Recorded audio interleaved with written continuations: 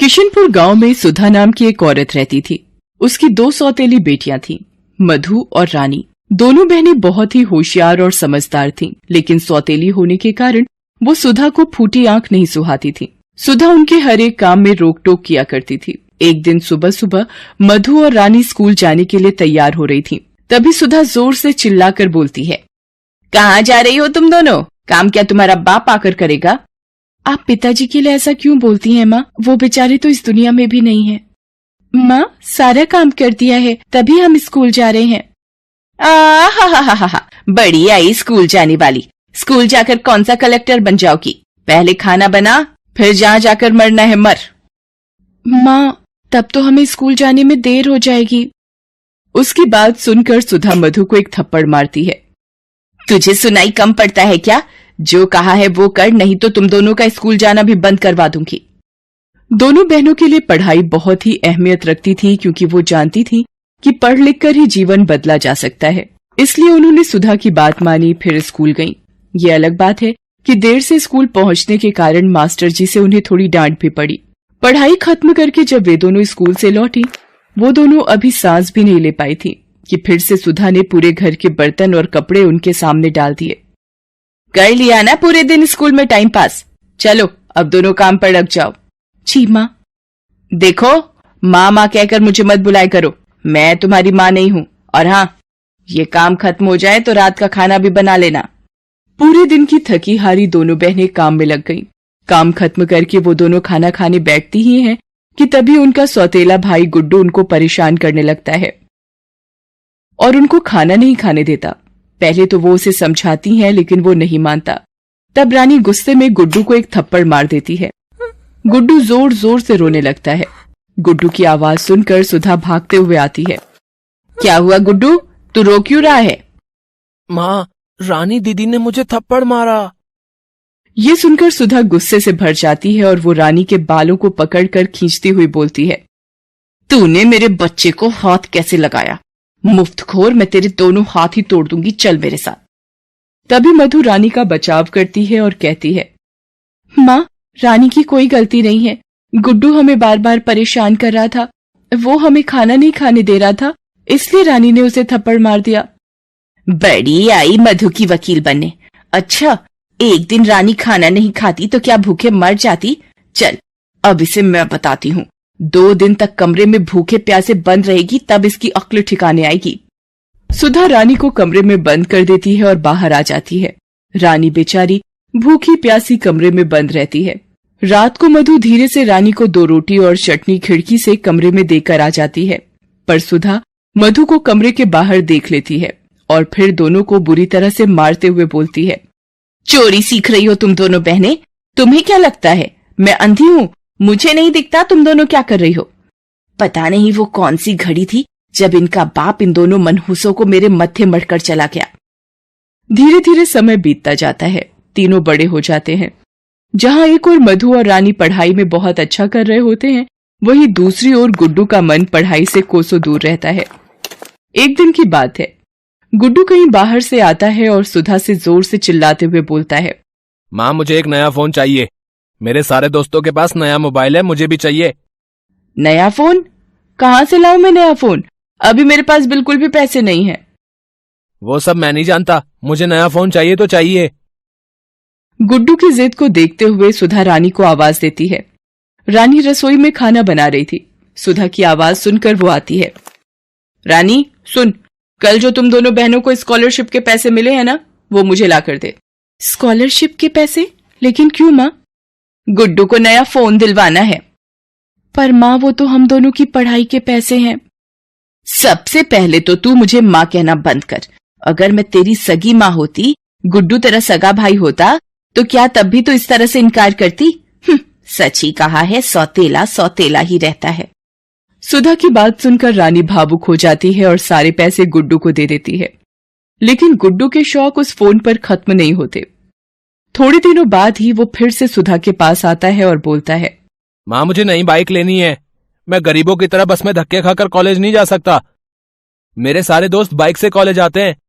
अरे बाइक कोई 2 पैसे की चीज तो नहीं है ना कि मांगा और हाजिर हो गया। 40-50 हजार रुपए लगते हैं उसमें। मेरे पास कहाँ है इतने पैसे। मुझे तो लगता है कि रानी और मधु की तरह मैं भी तुम्हारा सौतेला बेटा ही हूँ, नहीं तो क्या तुम अपने बच्चे के लिए इस तरह से इनकार करती। ये कहकर गुड्डू गुस्से में पैर पटकता हुआ घर से बाहर चला जाता है। उसके जाने के बाद ठीक ही तो कहता है गुड्डू, एक ही तो बेटा है मेरा, उसके लिए मैं एक बाइक भी नहीं ले सकती। मैं कल ही उसे बाइक दिला दूंगी, लेकिन उसके लिए मुझे जयंती लाल से फिर से उधार लेना पड़ेगा। उसके बाद सुधा रानी को बुलाकर कहती है कि वो जयंती लाल से मिलकर आती है, तब तक तुम दोनों बहनें खाना बनाकर रखना। उसके जाने के बाद दोनों बहनें बातें करती हैं। मुझे तो बहुत चिंता हो रही है, माँ जयंती काका से कर्जा लेने वाली है, वो भी गुड्डू की बाइक के लिए। चिंता तो मुझे भी बहुत हो रही है, माँ का पहले का कर्ज ही नहीं उतरा और अब ऊपर से और कर्ज ले रही हैं। अगले दिन ही गुड्डू की नई बाइक आ गई। गुड्डू अब अपनी माँ की कमजोरी समझ गया था। वो जानता था कि उसकी माँ उसे बहुत प्यार करती है, वो उसकी मांग किसी न किसी तरह पूरा करेगी ही। लेकिन उसकी हर दिन की नई नई मांग ने सुधा को गले तक कर्ज में डुबो दिया था। अब तो उसे भी चिंता होने लगी थी कि इतने सारे पैसे वो अब कैसे चुकाएगी। एक दिन की बात है, शाम का समय था, गुड्डू घर पर नहीं था। तभी सुधा के दरवाजे पर किसी की दस्तक हुई। सुधा ने दरवाजा खोला तो देखा कि जयंती लाल अपने 2-3 लोगों के साथ उसके दरवाजे पर खड़ा है। कौन सी तारीख है आज? 3। कितने महीने हो गए तुम्हें ब्याज के पैसे दिए हुए?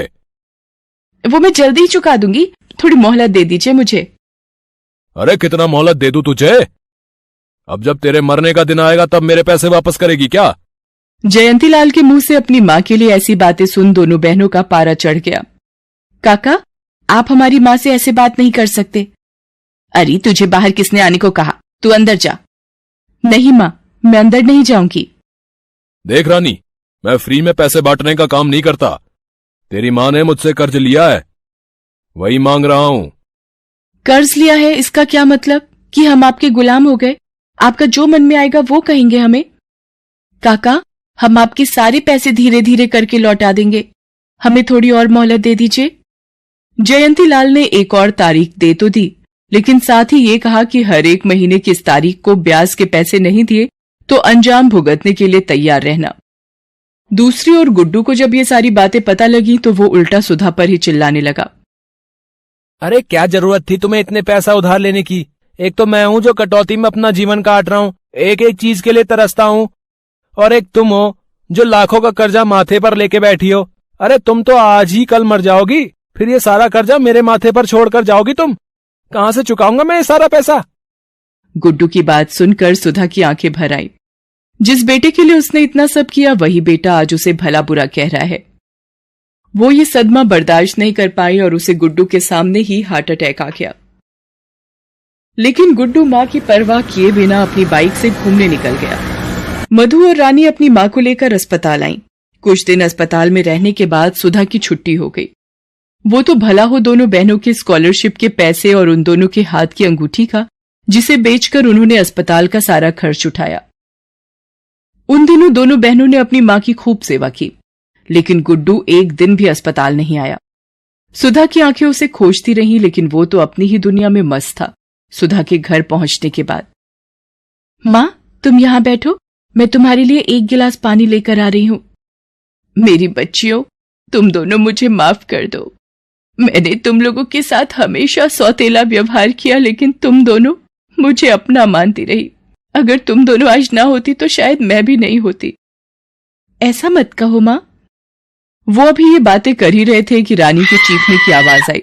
सुधा और मधु अंदर गए तो देखा कि गुड्डू माँ के बक्से का ताला तोड़ रहा था, जिसमें माँ के कुछ पुराने गहने रखे थे। सुधा ने ये देखा तो उसे एक थप्पड़ खींचकर मारा। मार क्यों रही है मुझे? तेरे मरने के बाद तो ये मेरा ही है, चल मुझे दे। ये कहकर उसने सुधा को धक्का दे दिया। रेखा और मधु ने ये देखा तो खींचकर उसे भी थप्पड़ मार दिया। माँ को धक्का दिया तूने? तेरी इतनी हिम्मत कैसे हो गई? उसकी हिम्मत मैंने ही बढ़ाई है बेटी। उसकी हर जायज नाजायज मांग को पूरा कर, लेकिन अब नहीं। निकल, अभी निकल तू यहां से। आज से मेरा कोई बेटा नहीं, मेरी सिर्फ 2 बेटियां हैं, 2 बेटियां। ठीक है, जा रहा हूं। मुझे भी नहीं रहना तुम भिखारियों के पास। सुधा ने गुड्डू को घर से निकाल दिया। तमाम उम्र जिसने जिन बेटियों को पराया समझा, वही उनकी अपनी निकली। रेखा और रानी ने काम कर धीरे धीरे माँ का सारा कर्ज उतार दिया। मानसी एक 8 साल की छोटी बच्ची, जिसके मम्मी पापा दोनों नहीं थे। वो अपने चाचा चाची के साथ रहती थी। मानसी, ओ मानसी, अभी तक तेरे से झाड़ू नहीं लगी और देख बारिश हो रही है, जाकर छत से सारे कपड़े भी उतार कर ला। अभी लाती हूँ चाची, बारिश बहुत तेज हो रही है, क्या करूँ? जल्दी जल्दी कपड़े उतार लेती हूँ, नहीं तो चाची फिर मारेंगी। दीपा बिटिया, ये ले तेरा दूध, वो भी बादाम वाला, गरम गरम पी ले, बारिश का मौसम है। चाची, कपड़े उतार कर रख दिए हैं, मुझे भूख लगी है, कुछ खा लूं? पहले बाजार जाकर ये सामान लाला की दुकान से लेकर आ, फिर कुछ खाना। चाची, बारिश बहुत तेज हो रही है, कुछ देर बाद चली जाऊं? बारिश इतनी तेज भी नहीं है जो तू बह जाएगी, चुपचाप लेकर आ सामान। मानसी तेज बारिश में सामान खरीदने चली जाती है और बुरी तरह भीग जाती है। ये क्या, पूरी चीनी बारिश में भिगो दी, अब तू नहीं बचेगी मेरे हाथों से। सुधा मानसी को थप्पड़ पर थप्पड़ मार रही थी। आंखों की अंधी, तुझे दिखाई नहीं दिया क्या चीनी भीग गई है? आज तुझे खाने को कुछ नहीं मिलेगा, रह भूखी। अरे अरे सुधा, इतना क्यों मार रही हो? पागल हो क्या? छोड़ो इसे, चीनी ही तो भीगी है, और आ जाएगी। तुम चुप रहो, पैसे पेड़ पर नहीं लटक रहे जो ये चीजों का नुकसान कर देती है। चल बाहर बारिश में भीग, यही तेरी सजा है। सुधा मानसी को घर के बाहर बारिश में भीगने के लिए खड़ा कर देती है। बहुत बहुत ठंड लग रही है चाची, मुझे अंदर आने दो ना। अब ऐसी गलती दोबारा नहीं करोगी। सुधा बच्ची है, अंदर आने दो, नहीं करेगी दोबारा। एक काम करो, तुम इसे घर के अंदर ले आओ, मैं घर छोड़कर दीपा को लेकर मायके चली जाती हूँ। किशोर चुप होकर कमरे में चला जाता है। तकरीबन 1 घंटे बाद, दीपा, जा बोल दे मानसी को अंदर आकर बर्तन करेगी, सारे बर्तन जूठे पड़े हैं। मानसी, मम्मी बोल रही है अंदर आकर बर्तन धो ले। मानसी भीगे हुए कपड़ों में बर्तन धोने लगती है। भूखी प्यासी मानसी घर का सारा काम करती है। सुधा मानसी पर बहुत अत्याचार करती थी। एक दिन, हाँ भैया, मेरे पति काम से बाहर जा रहे हैं, पीछे से ये काम हो जाना चाहिए। ठीक है, मैं समय पर पहुंच जाऊंगा। किशोर किसी काम से शहर से बाहर चला जाता है। मानसी बेटा, चल तुझे बाजार से नई चप्पल दिला लाऊं, टूटी हुई चप्पल में घूम रही है। चाची, मेरे लिए नई चप्पल? ठीक है, मैं चलती हूँ। सुधा मानसी और दीपा के साथ बाजार जाती है। मानसी, तू यहाँ बैठकर चप्पल देख। भैया, दिखाना जरा चप्पल। मानसी, मैं जरा दीपा को सामने की दुकान से पानी की बोतल दिलाकर आती हूँ। सुधा मानसी को चप्पल की दुकान पर छोड़ जाती है। दुकानदार दूसरे ग्राहकों में व्यस्त हो जाता है। तभी, बेटा, आपका नाम मानसी है ना? आपकी चाची ने मुझे भेजा है, उन्हें घर जाना पड़ा, वो मुझे तुम्हें घर छोड़ने को बोल गई हैं। आओ, तुम्हें घर छोड़ देता हूँ। हैं? अंकल, ये तो मेरे घर का रास्ता नहीं है, आप मुझे कहाँ ले जा रहे हो? ये रास्ता भी घर की ओर ही जाता है, जहाँ से ले जा रहा हूँ चुपचाप चल। मानसी व्यक्ति के हाथ पर काट कर हाथ छुड़ाकर भागती है। ए, रुक जरा, भागती कहाँ है? व्यक्ति मानसी का पीछा करता है। मानसी रोती हुई तेजी से भागती है। भागते भागते अचानक, आंटी, वो अंकल मेरे पीछे पड़े हैं, मुझे अपने साथ ले जा रहे हैं आंटी। डरो नहीं बेटा। अरे अब क्या करूं, ये लड़की तो गायब हो गई। मैडम, वो लड़की तो हाथ छुड़ाकर भाग गई। कैसी लड़की को पकड़ने के लिए तुमने बोला? मेरे पैसे वापस करो, जितने भी मैंने तुम्हें दिए हैं। लड़की को तुम संभाल नहीं सके, इसमें मेरी क्या गलती है? कोई पैसे वापस नहीं मिलेंगे। सुधा ने मानसी को उस व्यक्ति को बेच दिया था और उसके बदले 5 लाख रुपए लिए थे। उधर मानसी जिस महिला से टकराती है, उनका नाम कौशल्या देवी था। मानसी डरी हुई थी तो वो उसे अपने साथ ले आई। आओ बेटा, अंदर आओ, डरो नहीं। माला, गुड़िया के लिए पानी लेकर आओ और कुछ खाने को भी। ये लो दीदी। ये कौन है? मैं बाजार से निकली तो ये बच्ची किसी आदमी से डरकर भाग रही थी और मेरे से टकरा गई। मानसी जब खाना खा लेती है तब, बेटी, तुम्हारा नाम क्या है? आंटी, मेरा नाम मानसी है। मेरी चाची मुझे बाजार में अकेला छोड़कर चली गई और उन गंदे अंकल ने बोला कि वो मुझे घर छोड़ देंगे, पर वो अंकल मुझे कहीं और ले जाने लगे थे। मानसी रोते हुए कौशल्या को सारी बात बताती है। तुम यहाँ पर बिल्कुल मत घबराओ मानसी, अब तुम यहीं रहो, यहाँ तुम्हें डरने की कोई जरूरत नहीं। माला, मानसी की भी सभी बच्चों के साथ रुकने की व्यवस्था कर दो, ये अब हमारे अनाथ आश्रम में ही रहेगी। कौशल्या एक छोटा सा अनाथ आश्रम चलाती थी और मजबूर बच्चों की सहायता करती थी। उधर जब किशोर वापस आता है तो वो घर पर मानसी को नहीं पाता। किशोर सुधा से पूछता है, सुधा, मानसी दिखाई नहीं दे रही, कहाँ गई है? यहीं कहीं होगी। किशोर कमरे में चला जाता है, तभी सुधा को व्यक्ति का फोन आता है। दूसरे फोन पर किशोर दोनों के बीच की सारी बात सुन लेता है। शायद तुम जानती नहीं हो, कल्लू से पूरे एरिया में नाम से ही लोग डर जाते हैं। मुझ जैसे गुंडे से पंगा लिया है तुमने। देखो कल्लू, धीरे बोलो, मेरे पति वापस आ गए हैं। वो तुम्हारी आवाज सुनेंगे तो हम दोनों जेल में जाएंगे। मानसी के गायब होने का पता अगर किशोर को चल गया तो हम दोनों की खैर नहीं। मुझे कुछ नहीं सुनना, मेरे 5 लाख रुपए दो और मेरा हिसाब करो। ठीक है, मैं पैसे दे दूंगी, थोड़ा वक्त दो। सुधा फोन रख देती है। तभी, क्या तुमने मानसी को गुंडे के हाथ बेच दिया? सुधा, तुमने कितनी नीच हरकत की है। बेचारी बिन माँ बाप की अनाथ बच्ची को तुमने बेच दिया। सुधा, तुम एक औरत और एक माँ कहलाने के लायक नहीं हो। कहाँ रहता है वो गुंडा? मेरे साथ चलो, अभी बताओ उसका पता। किशोर सुधा को थप्पड़ मारता है और कल्लू गुंडे के घर पहुंचता है।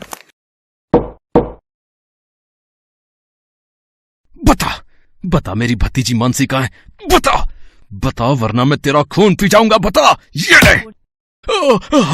मुझे मत मारो, मुझे नहीं पता तुम्हारी भतीजी कहाँ है। तू ऐसे नहीं मानेगा, पुलिस के सामने सब जुबान खुल जाएगी तेरी। ये ले। किशोर पुलिस को फोन करता है और वो आकर कल्लू से सारी बात पूछते हैं। किशोर जी, हमारे पास एक अनाथ आश्रम की तरफ से एक बच्ची के मिलने की खबर आई हुई है, एक बार वहां चलकर देख लेते हैं। कल्लू को अरेस्ट कर लो रे। नमस्ते कौशल्या देवी जी, वो आपने जो बच्ची के मिलने की खबर दी थी। जी इंस्पेक्टर साहब, मैं अभी बुलाती हूँ। माला, मानसी को ले आओ। चाचा जी। मानसी मेरी बच्ची, मुझे माफ कर दे। तेरी ये हालत मेरी वजह से हुई है। आपको पता भी है मानसी को इन्होंने एक गुंडे के हाथ बेच दिया। आपने एक माँ होकर मासूम बच्ची को किसी गलत हाथ में सिर्फ पैसों के लिए बेच दिया, सिर्फ इसलिए क्योंकि मानसी अनाथ है, इसके माता पिता नहीं है। इंस्पेक्टर साहब, आप सुधा को गिरफ्तार कर लीजिए। किशोर, मुझे माफ कर दो, मेरे से गलती हो गई। चाचा जी, चाची जी को जेल मत भेजो, इन्हें माफ कर दो चाचा जी। देखो सुधा, अपनी आंखें खोल कर देखो, ये बच्ची अभी भी तुम्हारे बारे में सोच रही है। कौशल्या जी, अगर आज आप ना होती तो मानसी का क्या होता? कौशल्या जी, आपका बहुत बहुत धन्यवाद। किशोर जी, अनाथ बच्चों की सहायता के लिए मैं सदा तैयार हूँ, इसलिए ही इस अनाथ आश्रम में हर मजबूर बच्चे को सहायता मिलती है। मानसी बिटिया, अपने चाचा के साथ घर जाओ। किशोर जी, मानसी आपकी जिम्मेदारी है, इसका ध्यान रखिएगा। मानसी, मुझे माफ कर दो बिटिया, मैं अब कभी तुम्हें माँ की कमी महसूस नहीं होने दूंगी। मानसी खुशी खुशी अपने चाचा चाची के साथ घर चली जाती है।